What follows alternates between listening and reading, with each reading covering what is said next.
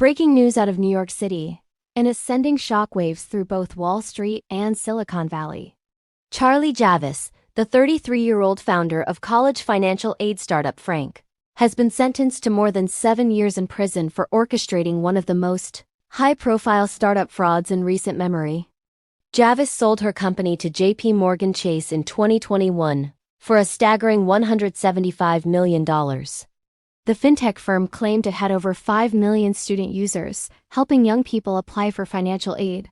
But investigators say the reality was far different. Frank actually had fewer than 300,000 real customers. The rest? Completely fabricated.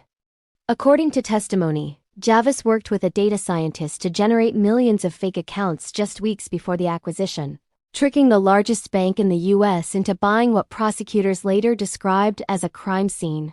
In March, a jury convicted Javice and her chief growth officer, Olivier Amar, on 3 counts of fraud and 1 count of conspiracy.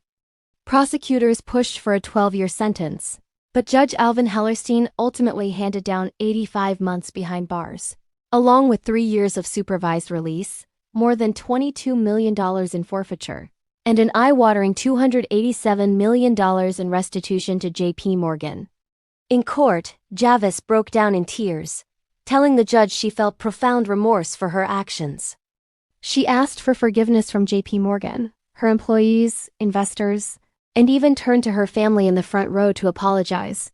But Judge Hellerstein said while her words were moving, the punishment was necessary, not only for accountability but to send a message of deterrence.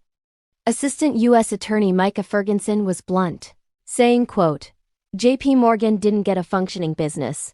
They acquired a crime scene. The case has been compared to the downfall of Elizabeth Holmes and Theranos, though Javice's defense argued her fraud wasn't as dangerous. Still, the ruling is another reminder that the glittering world of startups can sometimes hide dark truths, and that even the biggest banks aren't immune from being duped.